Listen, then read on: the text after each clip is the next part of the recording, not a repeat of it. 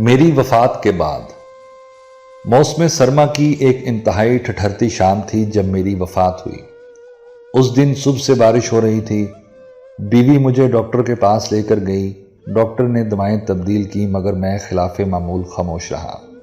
دوپہر تک حالت اور بگڑ گئی۔ جو بیٹا پاکستان میں تھا وہ ایک تربیتی کورس کے سلسلے میں بیرون ملک تھا۔ چھوٹی بیٹی اور اس کا میاں دونوں یونیسیف کے سروے کے لیے کراچی ڈیوٹی پر تھے۔ لاہور والی بیٹی کو میں نے فون نہ کرنے دیا۔ اس کا میاں بے حد مصروف ہے اور بچوں کی وجہ سے خود اس کا آنا بھی مشکل ہے۔ رہے دو لڑکے جو بیرون ملک ہیں، انہیں پریشان کرنے کی کوئی ضرورت نہ تھی۔ میں اور میری بیوی گھر پر تھے اور ایک ملازم جو شام ڈھلے اپنے گھر چلا جاتا تھا۔ عصر ڈھلنے لگی تو مجھے محسوس ہوا کہ نکاہت کے مارے بات کرنا مشکل ہو رہا ہے۔ میں نے اپنی پرانی ڈائری نکالی، بیوی کو پاس بٹھایا اور اسے رقوم کی تفصیل بتانے لگا جو میں نے وصول کرنا تھیں اور جو دوسروں کو ادا کرنا تھیں۔ بیوی نے ہلکا سا احتجاج کیا، بولی یہ تو آپ کی پرانی عادت ہے، ذرا سا کچھ ہو تو آپ ڈائری نکال کر بیٹھ جاتے ہیں۔ مگر اس کے احتجاج میں پہلے والا یقین نہیں تھا۔ پھر سورج غروب ہو گیا، تاریکی اور سردی دونوں بڑھنے لگی۔ بیوی میرے لیے سوپ بنانے کے لیے کچن میں گئی۔ اس کی غیر حاضری میں میں نے چند اکھڑی اکھڑی سانسیں لیں اور میری زندگی کا سورج غروب ہو گیا۔ مجھے محسوس ہو رہا تھا کہ آہستہ آہستہ اپنے جسم سے میں باہر نکل رہا ہوں۔ پھر جیسے ہوا میں تیرنے لگا اور چھت کے قریب جا پہنچا۔ بیوی سوپ لے کر آئی تو میں اسے دیکھ رہا تھا۔ ایک لمحے کے لیے اس پر سکتہ طاری ہوا اور پھر وہ دھاڑیں مار کر رونے لگی۔ میں نے بولنے کی کوشش کی مگر یہ عجیب بات تھی کہ میں دیکھ سب کچھ رہا تھا مگر بول کچھ نہیں سکتا تھا۔ لاہور والی بیٹی رات کے پچھلے پہر پہنچ گئی۔ کراچی سے چھوٹی بیٹی اور میاں صبح کی فلائٹ لے کر آ گئے۔ تینوں بیٹے بیرون ملک تھے۔ وہ جلد سے جلد بھی آتے تو 2 دن لگ جاتے۔ دوسرے دن عصر کے بعد میری تدفین کر دی گئی۔ شاعر، ادیب، صحافی، سول سرونٹ سب کی نمائندگی اچھی خاصی تھی۔ گاؤں سے بھی تقریباً سبھی لوگ آئے تھے۔ لحد میں میرے اوپر جو سیلیں رکھی گئیں، مٹی ان سے گزر کر اندر آ رہی تھی۔ میرے بائیں پاؤں کا انگوٹھا جو زخمی تھا مٹی کے بوجھ سے درد کر رہا تھا۔ پھر ایک عجیب کیفیت طاری ہو گئی، شاید فرشتے آن پہنچے تھے۔ اسی کیفیت میں سوال جواب کا سیشن ہوا۔ یہ کیفیت ختم ہوئی، مجھے محسوس ہو رہا تھا کہ ابھی چند لمحے ہی گزرے ہیں مگر فرشتوں نے بتایا کہ تمہیں فوت ہوئے 5 برس بیت چکے ہیں۔ پھر فرشتوں نے ایک عجیب پیشکش کی۔ وہ بولے ہم تمہیں کچھ عرصہ کے لیے واپس بھیج رہے ہیں۔ تم وہاں دنیا میں کسی کو نظر نہیں آؤ گے، گھوم پھر کر اپنے پیاروں کو دیکھ لو، پھر اگر تم نے کہا تو تمہیں دوبارہ نارمل زندگی دے دیں گے، ورنہ واپس آ جانا۔ میں نے یہ پیشکش غنیمت سمجھی اور ہاں کر دی۔ پھر ایک مدہوشی کی حالت چھا گئی۔ آنکھ کھلی تو میں اپنی گلی کی نکڑ پہ کھڑا تھا۔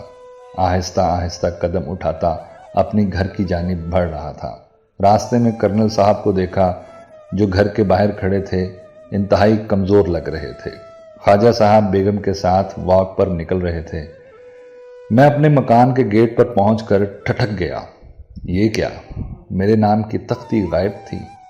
پورچ میں گاڑی بھی نہیں کھڑی تھی۔ وفات سے چند ہفتے پہلے ہی تو خریدی تھی۔ دھچکا سا لگا، گاڑی کہاں ہو سکتی ہے؟ بچوں کے پاس تو اپنی اپنی گاڑیاں تھیں۔ تو پھر میری بیوی جو اب بیوہ تھی، کیا گاڑی کے بغیر تھی؟ دروازہ کھلا تھا۔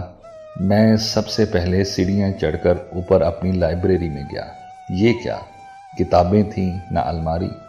رائٹنگ ٹیبل، اس کے ساتھ والی مہنگی کرسی، صوفہ، اعلیٰ مرکزی ملازمت کے دوران جو شیلڈیں اور یادگاریں مجھے ملی تھیں اور الماری کے اوپر سجا کر رکھی ہوئی تھیں، بے شمار فوٹو البم، کچھ بھی تو وہاں نہیں تھا۔ مجھے فارسی کی قیمتی ایران سے چھپی ہوئی کتابیں یاد آئیں۔ دادا جان کے چھوڑے ہوئے قیمتی قلمی نسخے، گلستان سعدی کا نادر نسخہ جو سونے کے پانی سے لکھا ہوا تھا اور دھوپ اور چھاؤں میں الگ الگ رنگ کی لکھائی دکھاتا تھا۔ میں پھر مردہ ہو کر لائبریری سے باہر نکل آیا۔ بلائی منزل کا یہ وسیع و عریض لاؤنج بائیں بائیں کر رہا تھا۔ یہ کیا؟ اچانک مجھے یاد آیا کہ میں نے چکوال سے رنگین پائپوں والے سوت کے بنے ہوئے 4 پلنگ منگوا کر اس لاؤنج میں رکھے تھے۔ شاعر برادری کو یہ بہت پسند آئے تھے۔ وہ بھی غائب تھے۔ نیچے گراؤنڈ فلور پر آیا، بیوی اکیلی کچن میں کچھ کر رہی تھی۔ میں نے اسے دیکھا۔ 5 برسوں بعد اتنی تبدیل ہو گئی۔ میری آنکھوں میں آنسو آ گئے۔ کیسے پوچھوں کہ گھٹنوں کا درد کیسا ہے؟ ایڑیوں میں بھی درد محسوس ہوتا تھا؟ دوائیں باقاعدگی سے میسر آ رہی تھیں یا نہیں؟ میں اس کے لیے باقاعدگی سے پھل لاتا تھا۔ نہ جانے بچے کیا سلوک کر رہے ہیں، مگر میں بول سکتا تھا نہ وہ مجھے دیکھ سکتی تھی۔ اتنے میں فون کی گھنٹی بجی۔ بیوی بہت دیر تک باتیں کرتی رہی۔ جو اس طویل گفتگو سے میں نے محسوس کیا وہ یہ تھا کہ بچے مکان کو فروخت کرنا چاہتے ہیں۔ ماں نے مخالفت کی کہ وہ کہاں رہے گی۔ بچے باضد تھے کہ ہمارے پاس رہیں گی۔ میری بیوی کو میری یہ نصیحت یاد آئی، ڈیرا اپنا ہی اچھا لگتا ہے، مگر وہ بچوں کی ضد کے سامنے ہتھیار ڈال چکی تھی۔ گاڑی کا معلوم ہوا کہ بیچی جا چکی تھی۔ بیوی نے خود ہی بیچنے کے لیے کہا تھا۔ اس کے لیے ایک چھوٹی آٹو ہی کافی تھی۔ میں 1 سال لوگوں کی نگاہوں سے غائب ہو کر سب کو دیکھ رہا تھا۔ ایک بیٹی بیٹے کے گھر جا کر ان کی باتیں سنی۔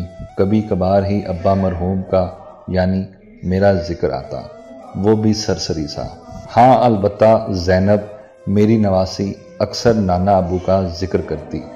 ایک دن ماں سے کہہ رہی تھی، اماں یہ بانس کی میز کرسی نانا ابو لائے تھے نا جب میں چھوٹی تھی، اسے مت پھینکنا۔ ماں نے جواب میں کہا، جلدی سے کپڑے بدل کر کھانا کھاؤ، پھر مجھے سہیلی کے گھر جانا ہے۔ میں شاعروں ادیبوں کے اجتماعات اور نشستوں میں گیا، کہیں اپنا ذکر نہ سنا۔ وہ جو بات بات پر مجھے اردو کا شاعر کہا کرتے تھے جیسے مجھے بھول ہی گئے۔ ایک چکر میں نے قبرستان کا لگایا۔ میری قبر کا برا حال تھا۔ گھاس اگی تھی، کتبہ پرندوں کے گند سے اٹا ہوا تھا۔ ساتھ والی قبروں کی بھی یہی حالت تھی۔ 1 سال کے جائزے کے بعد میں اس نتیجے پر پہنچا کہ میری موت سے اس دنیا کو کوئی فرق نہیں پڑا، ذرہ بھر بھی نہیں۔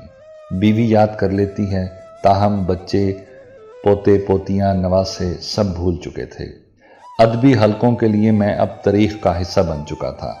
دنیا رواں دواں تھی، کہیں بھی میری ضرورت نہ تھی، نہ گھر میں نہ باہر، نہ تہذیبی حلقوں میں نہ معاشرے میں اور نہ ہی اقتصادی تبدیلیوں میں۔ زندگی بڑی تیزی سے گزر رہی تھی، تبدیلیاں آ رہی تھیں، ہوائی جہاز کی رفتار تیز ہو گئی تھی، دنیا کا سارا نظام سمٹ کر موبائل فون کے اندر آ چکا تھا۔ میں ان جدید ترین موبائلوں کا استعمال ہی نہیں جانتا تھا۔ فرض کیجئے میں فرشتوں سے التماس کر کے دوبارہ دنیا میں نارمل زندگی گزارنے آ بھی جاتا تو کہیں بھی میرا ویلکم نہ کیا جاتا۔ بچے پریشان ہو جاتے، ان کی زندگیوں کے اپنے منصوبے اور پروگرام تھے جن میں اب میری کوئی گنجائش نہ تھی۔ ہو سکتا ہے کہ بیوی بھی کہہ دیتی کہ تم واپس آ کر میرے مسائل میں اضافہ کر رہے ہو، میں اکیلی بچوں کے ساتھ رہ رہی ہوں، بچے اب تمہیں کہاں لے کر سنبھالتے پھریں گے۔ دوست تھوڑے بہت باقی بچے تھے، وہ بھی اب بیمار اور چل چلاؤ کے مراحل طے کر رہے تھے۔ میں واپس آتا تو دنیا میں مکمل طور پر انفٹ ہوتا، نئے لباس میں پرانے پیوند کی طرح، جدید بستی میں پرانے مقبرے کی طرح۔ میں نے فرشتوں سے رابطہ کیا اور اپنی آخری خواہش بتا دی، میں قبر میں واپس جانا چاہتا ہوں۔ فرشتے مسکرائے، ان کی بات بہت مختصر اور جامع تھی۔ وہ بولے، ہر انسان یہی سمجھتا ہے کہ اس کے بعد جو خلا پیدا ہوگا وہ کبھی بھرا نہیں جا سکے گا، مگر وہ یہ نہیں جانتا کہ خلا تو کبھی پیدا ہی نہیں ہوتا۔